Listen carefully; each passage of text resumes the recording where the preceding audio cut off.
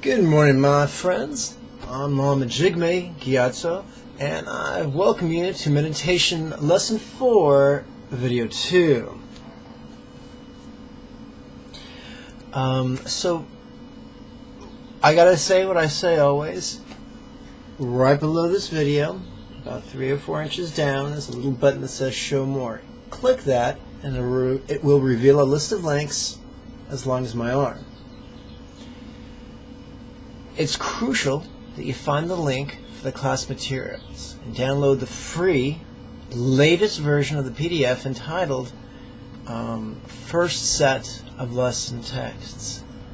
All these videos of all these lessons are commentaries on a practice text.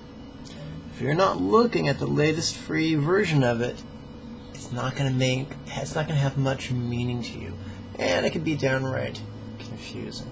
Now, if this is your first time watching my talking head, you don't need to be watching videos of the 4th lesson. You need to go back and watch the videos of the 1st lesson. There's a bunch of them. Now, if you think you're too spiritual for that because you've been meditating for 20 years, then you might want to use some of that high-powered humility. Okay, so everyone who is currently watching me has watched all the previous videos and has already downloaded the latest free version of First Set of Lesson Texts. Bravo! Let's dig in. We're on page 130 of the text. Sometimes the numbering can get wonky. You know you're on the right page if the heading reads Bowing Prayer to Chenrezig. Pop quiz. How does Chenrezig translate into English? If you don't know, then you need to go back and review the previous lessons. If you have already watched the previous lessons and you just don't remember, Chenrezig can be translated as kind eyes, which smacks of the English translation of Avalokiteshvara, which is he who notices the cries of the world.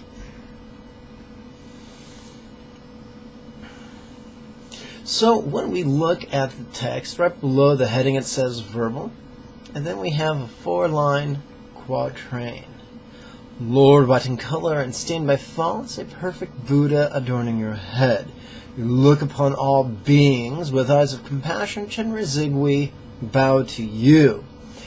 So the first thing we'll notice is that to the left of each line there's a set of brackets, and in the brackets first we see a preposition, then a noun, then 3 nouns. We see over, crown, lips, chest. What the hell does that mean? Well, that's a way of reminding us how to perform seated bowing. So,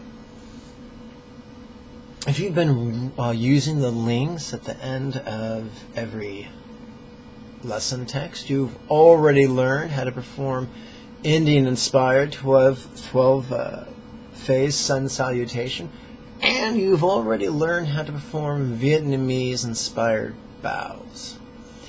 In this lesson, we're going to learn how to do seated bows, and in the next lesson, if all goes according to plan, we'll be learning how to do Tibetan-inspired bows.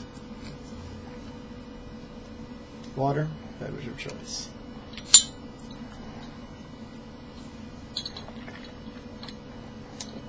Ugh, no more water. This is dangerous, folks. I'll try not to perish before the end of this video, but I make no promises.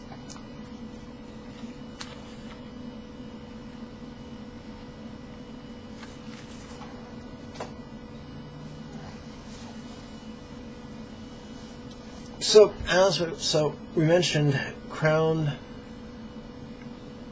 We mentioned over, crown, lips, chest. And so the first thing I'll do is I'll remind you of the puckered palm gesture. It's kind of like this, only it's like that. Oopsie, I want to knock over the mouse cord. It's like this, only we slide our thumbs up to that second crease, or that first crease, and it puckers our palms. And that's very distinctive of Buddhism. Some people say this looks like a flat palm, but this looks like the bud of a lotus. Keep knocking into poor Chenrezig's Tonka. It would be hilarious if he fell down and hit me on the head. But not that hilarious. I don't hope it happens. Okay. So, we've reviewed how to do the puckered palm gesture, also known as the lotus palm gesture. Now we're going to explore over. And you've already done the over gesture in the back in the second lesson when we learned how to do the verbal, concise po-wa practice. Look, there it is. It's as simple as that. That's the over. Man. Hey, I look like Kilroy. Look at that. That's great. So, here are my hands. Let me tilt the camera even more. Yep, that's a hand. Okay. So it's over, crown, and we want to touch the base of our thumb to the crown of our head. So it's over, crown, lips, chest, and we want to touch the big old knuckle, the base of our thumb, to the upper third, to the center of our chest, at the upper third. So I'm going to sit sideways for you and demonstrate. Over, crown, lips, chest. Do it with me. Over, crown, lips, chest. Over, crown, lips, chest. As a liberal, I'd say that putting your hands overhead creates the causes, or helps to create the causes for auspicious rebirth. Touching the crown of your head helps to manage the karma for your body, helps to manage the karma for your speech, helps to manage the karma for your mind. The reason we don't touch our throat is that it's just awkward for our joints, but by touching our index finger to our lips, the center of our palms, the palm chakra is just suspended in harmony with our throat chakra, which is very cool. Again, over, crown, lips, chest. There you go. That's the seated bow. And I can tell your friends, I know the seated bow and you don't.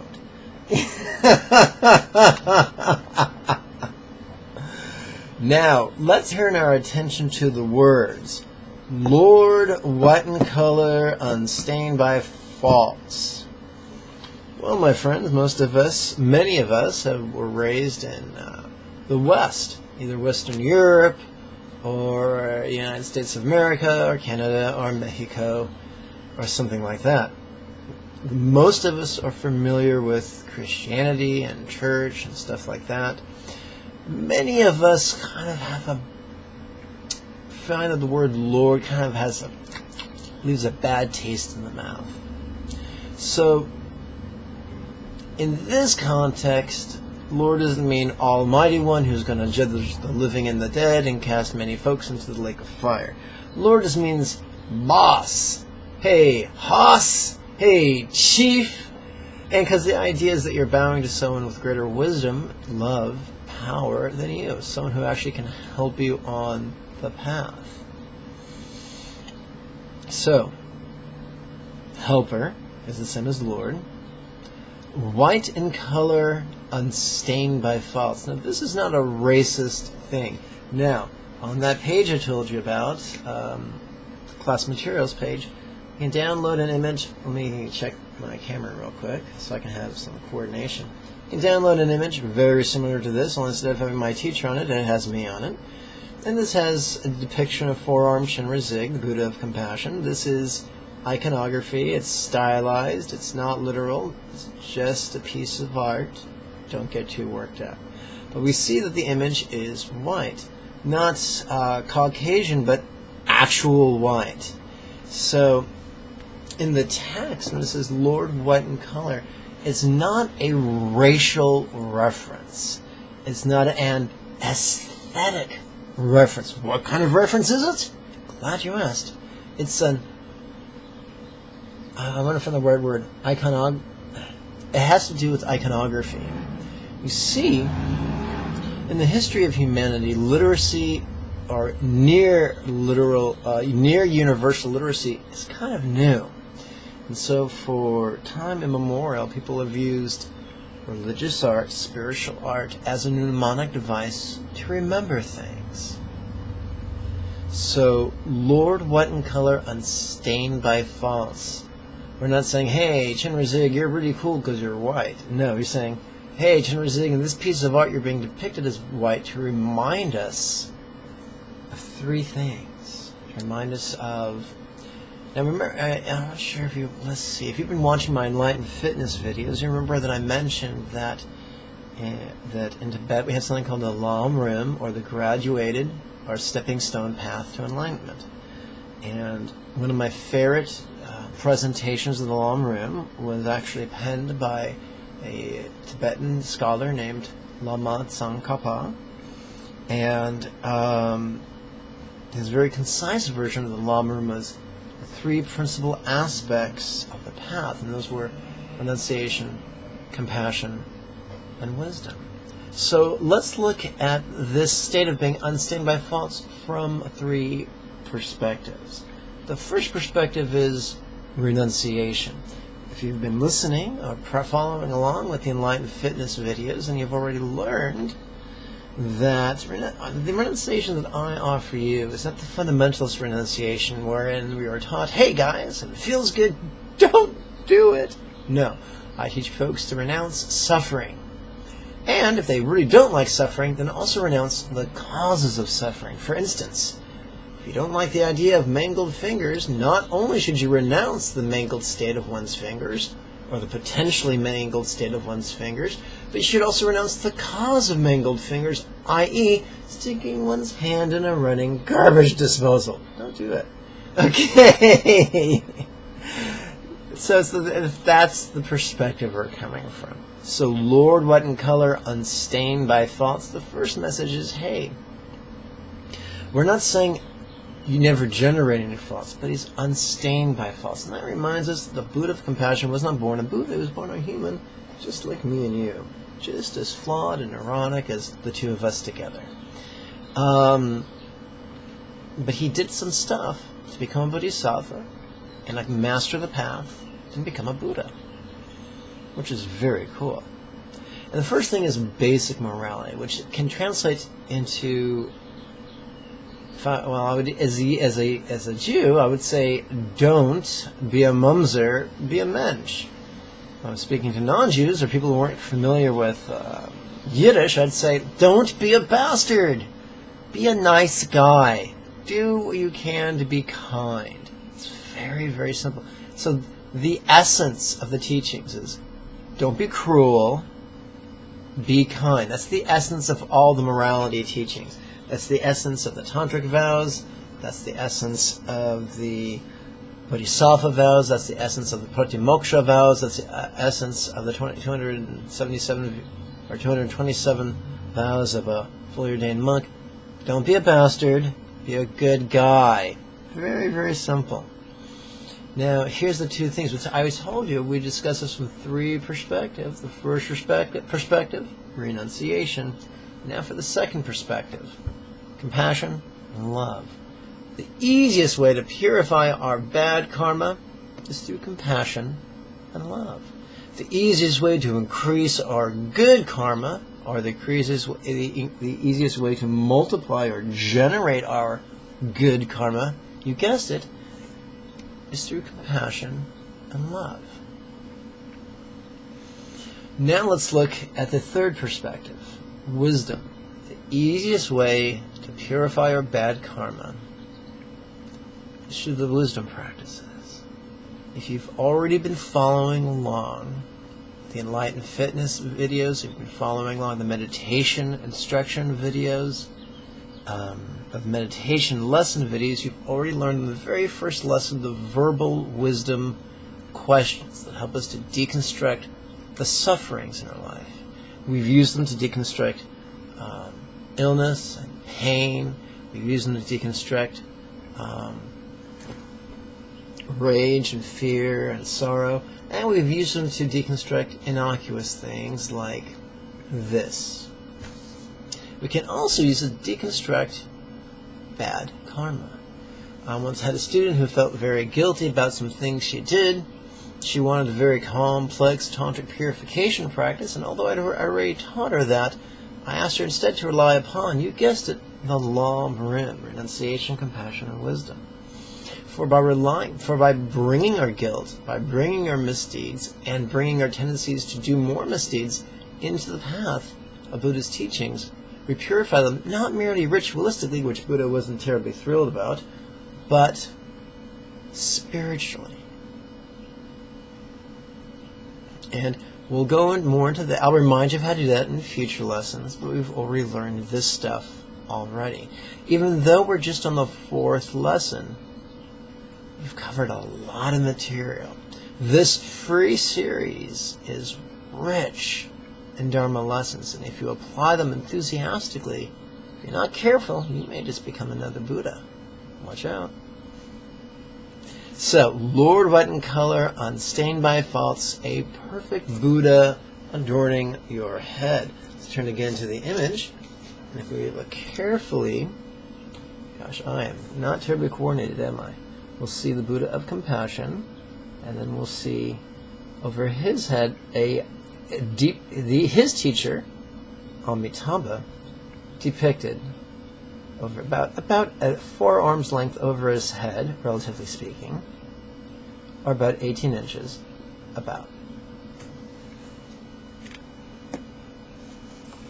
Lord white in color, unstained by fault, a perfect Buddha adorning your head. That reminds us of 2 things. Number 1, every Buddha had a teacher.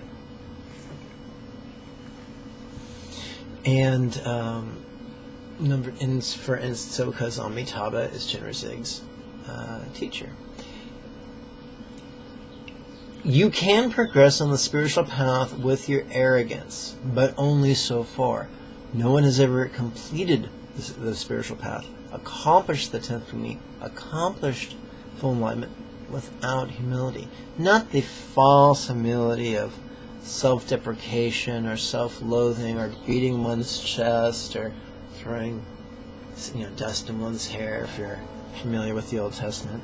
But the true humility that says, listen, I don't want to be self-centered, I don't want to be arrogant, I want to get some advice, and then not follow the advice blindly, but apply it enthusiastically and notice the results. And when I get good results, I'll keep applying it. When I get better results, I'll get additional advice or other advice from other people. So what we're looking for is a sane, stable enthusiasm that says, I value growth and learning even more than my own dignity or self-esteem. There is this myth of the self-made man, and it's kind of funny. People say, yes, I was born in a log cabin that I built myself. Well, you can't. You either built a log cabin, or you were born in a log cabin, but you can't be born in the log cabin you built. That's just mashikana. So, the myth of the self-made man is just that. I'm reminded of the show me joke. It goes like this. You show me a self-made man, I'll show you the Frankenstein monster.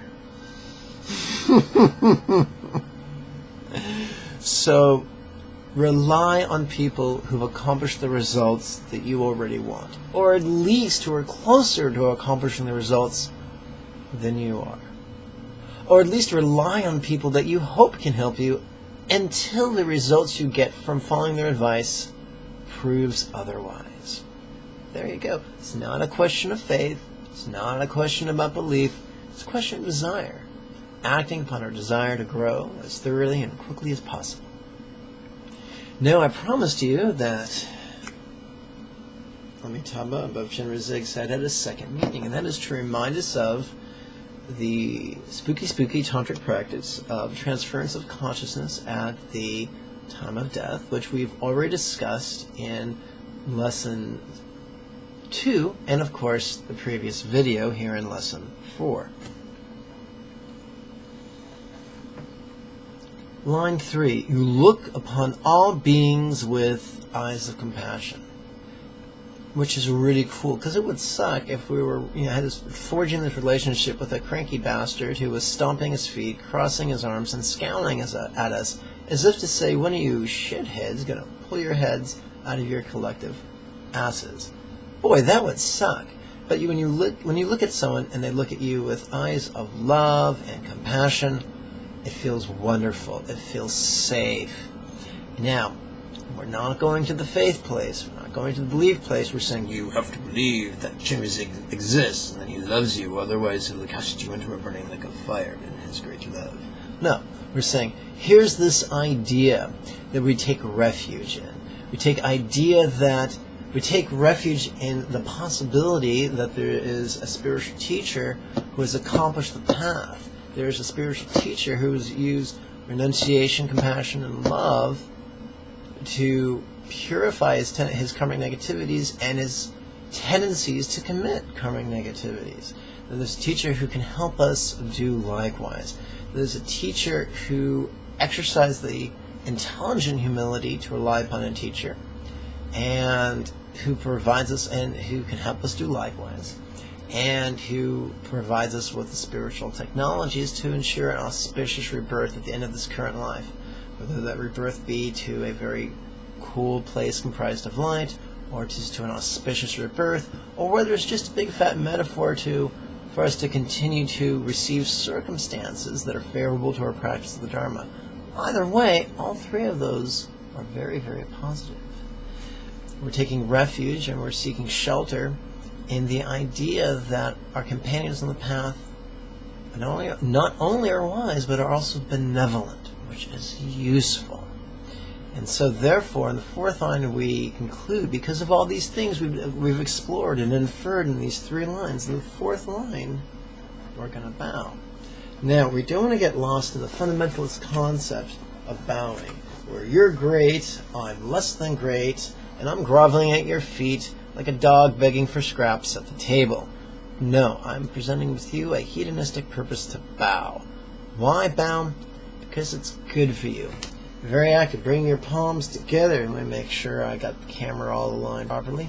Bringing your palms together helps to coalesce your subtle winds within your central channel. It's taught in highest yoga tantra that when our energy is pulled out into our side channels, we're more scattered and we're more subject to fear and aggression and sadness. But when we're also taught that when our energies are coalesced within our central channel, we feel more empowered, more peaceful, more joyful, more loving, and here it is, wait for it, more resourceful. Who doesn't want to be? I'm running of the internet meme, I'm going to paraphrase it. I have too much damn peace and resourcefulness, wait for it, said no one ever. So the very act of making this gesture can have a positive influence on our energy, and our mind, and our emotion. And using this gesture dynamically over our head, on our crown, at our lips, and at our chest can take it to the next step. Combining this with the recitation is great because it reminds us of very empowering possibilities to consider. So let's combine the verbal recitation with the physical gestures 3 times. Right now, together. Do it with me. Come on now. Because if you're not going to do it with me, then you're just cheating yourself, and no one wants that. Come on, kids, let's do it. Lord, white in color, unstained by faults, a perfect Buddha adorning your head. You look upon all beings with eyes of compassion. Chenrezig, we bow to you. So here's the deal. Remember, and I've told you this before, when we're not chanting, every odd line will end on an up note, and every even line we end in a down note. In music, that's called the question answer. Da da da da da da da da da da da da da da. So that's what we're doing. But don't worry, in a few minutes we're going to chant this as well. Again, Lord, white in color, unstained by faults, a perfect Buddha adorning your head. You look upon all beings with eyes of compassion. Chenrezig, we bow to you. At first, it's perfectly natural to read this, and that's fine. But if you do this twice a day, every day, within a week or a month or a quarter, guess what? You'll accidentally memorize it. And then you can do that prayer while gazing upon the printout of a Buddha of compassion, which is lovely to do and really feels great emotionally. Now let's chant. We're going to use the triplet chant that we've already been doing for a while now. If you're unfamiliar with triplet chant, then you're busted. You need to go back to lesson 1 then you need to go back to listen to.